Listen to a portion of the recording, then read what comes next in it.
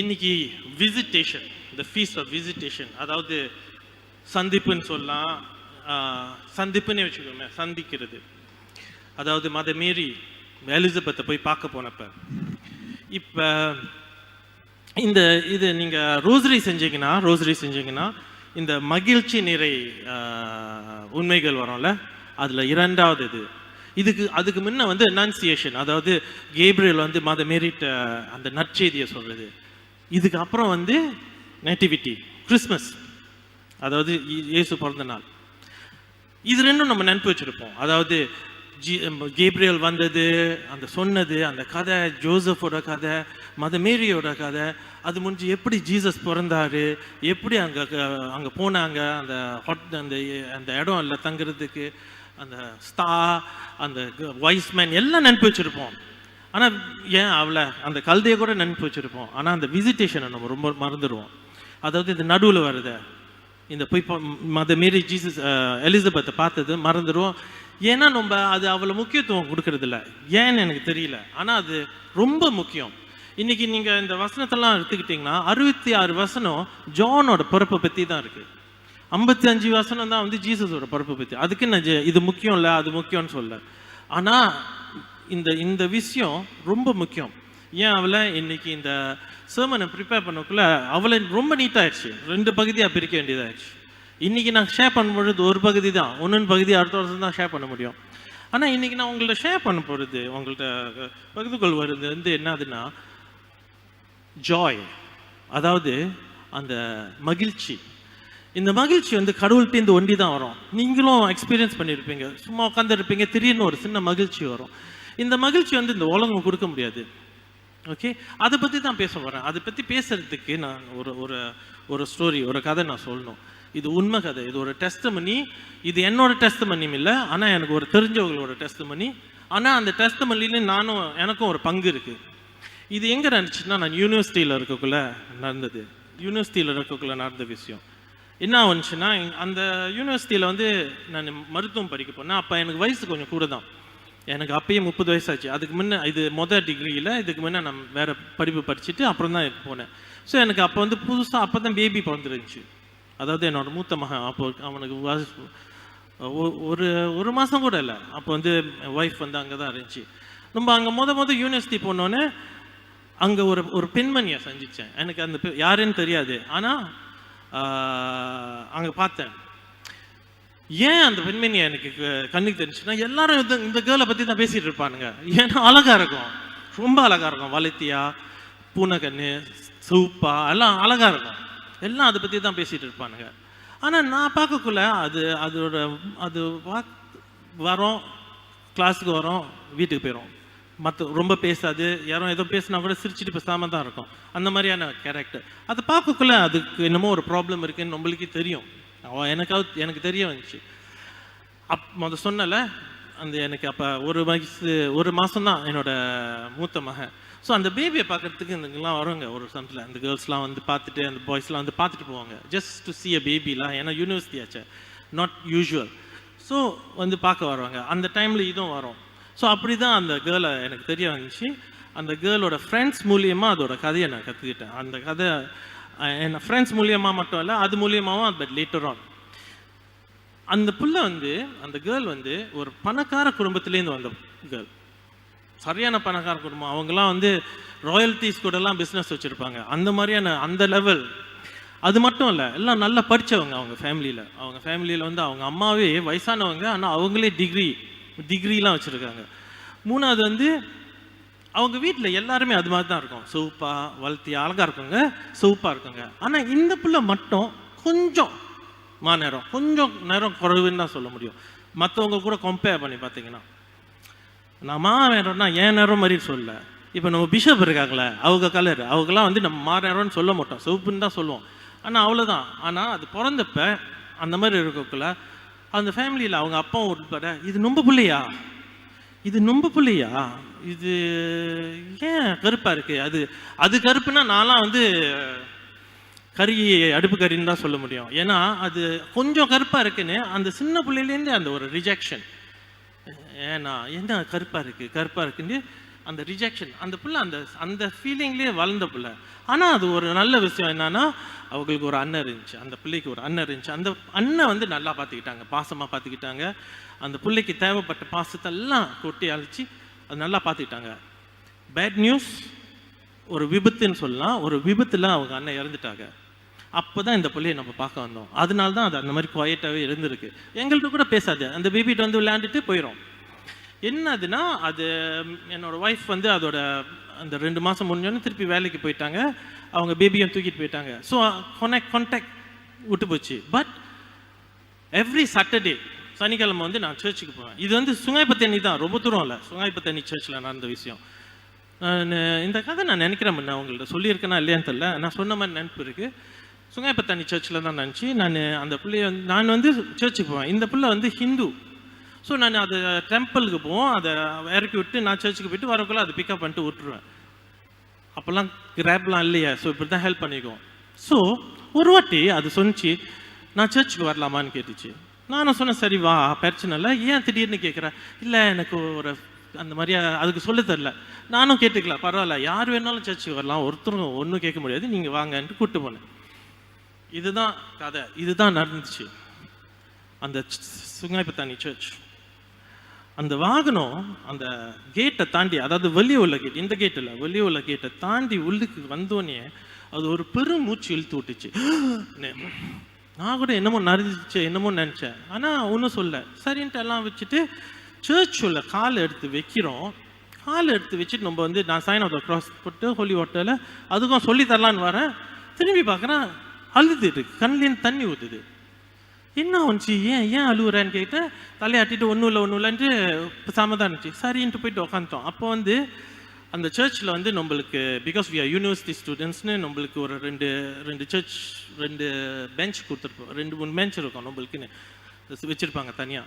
So அங்கே போயிட்டு உக்காந்துட்டோம். So ஸ்டூடெண்ட்ஸ்க்குலாம் தெரியுது இந்த யார் இந்த கேர்ள்னு, இது வெல்கம் பண்ணிட்டு. ஆனால் அவங்களுக்கும் தெரியும் இது வந்து ஹிந்து பிள்ளை சர்ச்சுக்கு வந்திருக்குன்னு. தேவோ வெல்கமிங்களா, நல்லா வெல்கம் பண்ணாங்க.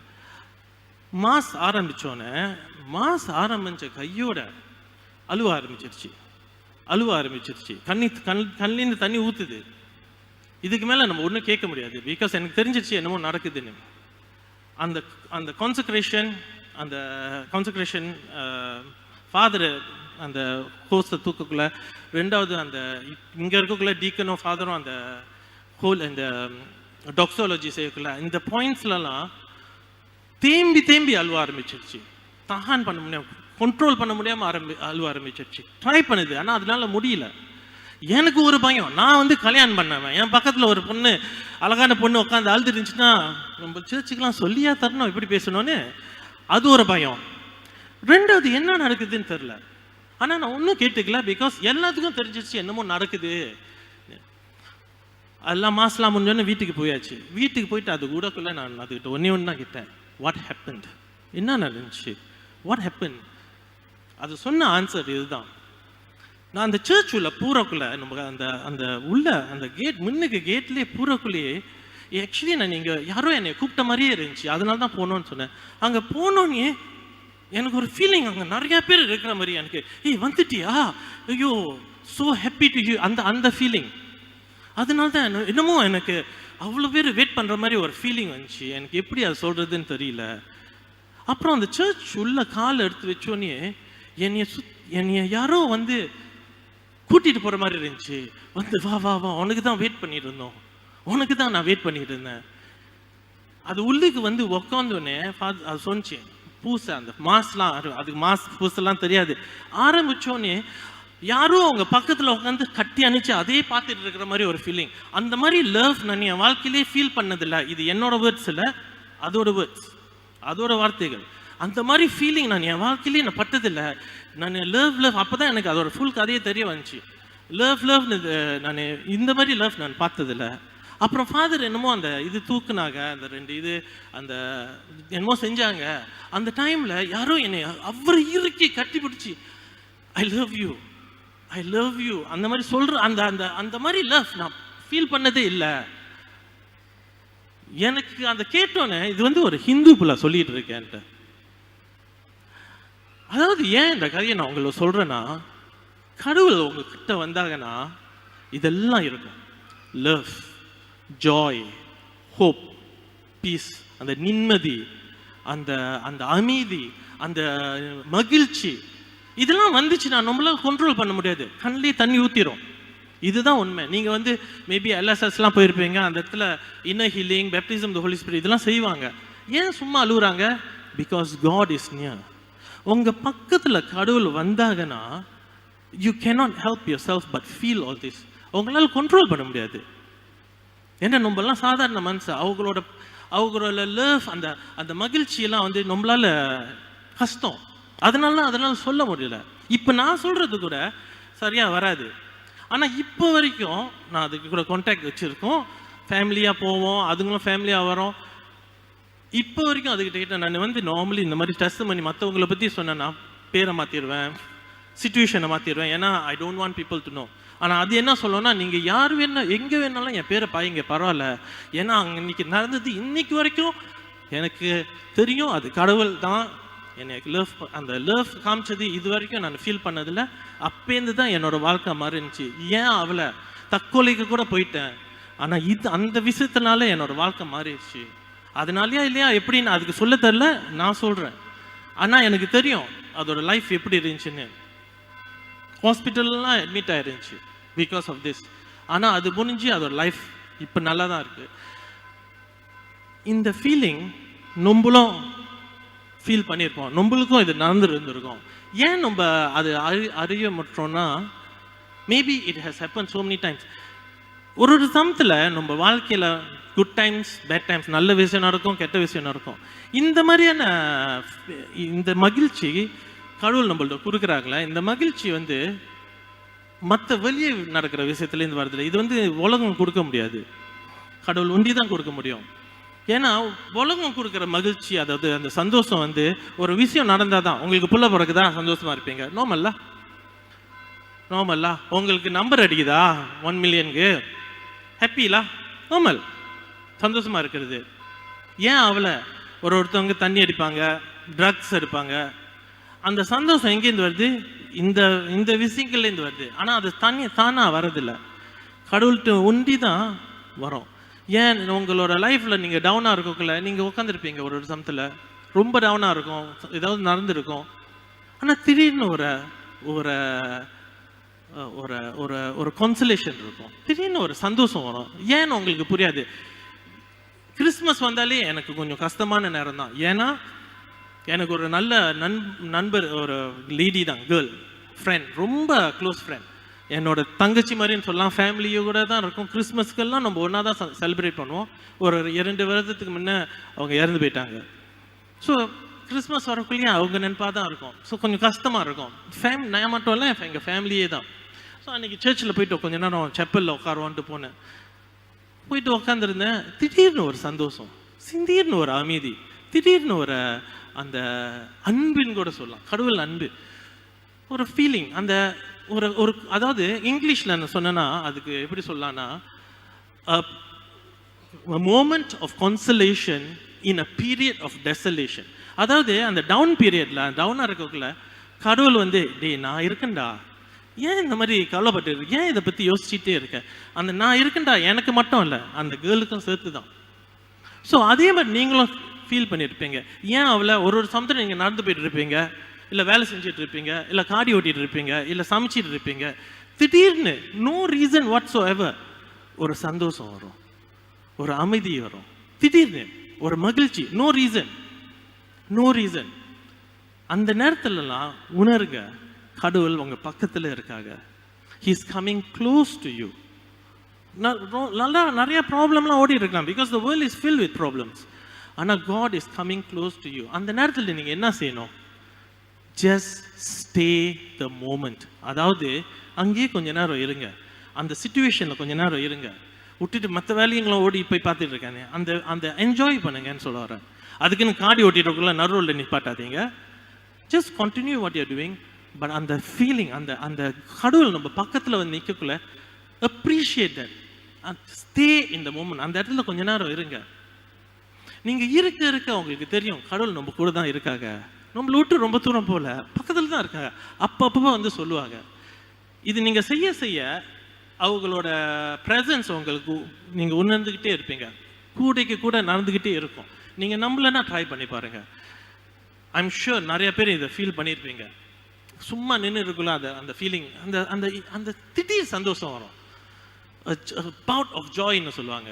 பவுட் ஆஃப் ஜாய், ஒரு திடீர்னு ஒரு ஒரு ஒரு சந்தோஷம். அது வந்து கத்தி குதிக்க முடியாது, ஆனால் அது வந்தால் கத்தி குதிக்கலாம். இப்போ ஜான் செஞ்சாகல, துள்ளி குதிச்சாகல, அந்த மாதிரி துள்ளுறதுக்கு ஆசை வரும். பாட்டு பாடுறது, மேரி பாட்டு பாடுறதுக்கு வரும், எலிசபெத் பாட்டு என்ன ப்ரேஸ் காட்டை ப்ரேஸ் பண்ணுறதுக்கு ஆசை வரும். இல்லை இந்த கேர்ள் மாதிரி அழுவ வரும். எனக்கு வந்து இந்த மாதிரி நினச்சின்னா ஸ்மைல் திருப்பு வரும், என் கண்ணிலேருந்து தண்ணி வரும். Enjoy it. ஏன்னா இதுதாங்க அட்வென்ட். இதுதான் அவங்க சொல்லி தந்தாங்க, வேர்டை மறந்துட்டேன். அட்வென்ட், திருவருகை காலம். நம்ம வந்து திருவருகை காலம்னா அட்வென்ட்னா நம்ம என்ன நினச்சிட்டு இருக்கோம், நான் வெயிட் பண்ணுறதுன்னு நினச்சிட்டு இருக்கோம். வெயிட் பண்ணி துங்கு மாசான்னு சொல்லுவாங்களா, அந்த மாதிரி. அது இல்லைங்க. திருவருகை காலம், அட்வென்ட் வந்து இஸ் அ டைம். எப்படி நம்ம வெயிட் பண்ணுறோம் தான் முக்கியம். அந்த ஜாயோட, அந்த ஹோப்போட, அந்த சந்தோஷத்தோட, வருவாங்களா, எப்படியாவது வந்துடுவாங்களா, அந்த ஆவலோட வெயிட் பண்ணுறோம்ல, அதுதான் அட்வென்ட். அதுதான் நீங்கள் ஃபீல் பண்ணுவீங்க. ஸோ இன்னும் 3 நாள் தான் இருக்குது அட்வென்ட் முடியறதுக்கு. அது முடிஞ்சு கிறிஸ்மஸ். இந்த 3 நாளில் இந்த சமாதானத்தை, இந்த அமைதியை, இந்த அன்பை, கடவுளோட அன்பை, இந்த இந்த மகிழ்ச்சியை இந்த 3 நாளில் முடிஞ்ச வரைக்கும் இந்த ஃபீலிங்ஸோட, அதுதான் அந்த 4 கேண்டல்ஸ் தான். ஹோப், ஜாய், பீஸ், இதெல்லாம் வந்து அங்கே இருக்க என் லவ். இந்த ஃபீலிங்ஸோட நம்ம கடவுள், நம்ம ஜீசஸ் வரத்துக்கு நம்ம வெயிட் பண்ணுவோம். ஏன்னா ஜீசஸ் வருவாங்க, ஏன்னா அவங்க நம்ம கூட தான் இருக்காங்க. He will come and he will be with us. அதை நம்ம மறந்துடக்கூடாது. அதுதான் அட்வென்ட். அதுதான் அட்வென்ட். அதனால தான் இது இந்த ரீடிங் ரொம்ப முக்கியம். ஏன்னா எல்லா வேலையும் விட்டுட்டு அவங்க அந்த எலிசபெத்தை பார்க்க போயிருக்காங்க. அவங்க பார்த்தோன்னே என்ன நடக்குது? லவ், ஜாய், ஹோப், பீஸ், இதெல்லாம் நிம்மதி, அமைதி, அந்த சந்தோஷம் எல்லாம் ஒன்றா சேர்ந்து வருது. அதுக்கு தான் நம்மளையும் ஜீசஸ் இன்னைக்கு கூப்பிடுறாங்க. That is what God is calling us. நம்மளையும் கடவுள் அதுக்கு தான் கூப்பிடுறாங்க. ஸோ நிதானமாக இதெல்லாம் சேர்த்து நம்ம கடவுளுக்கு வெயிட் பண்ணுவோம். ஆமென்.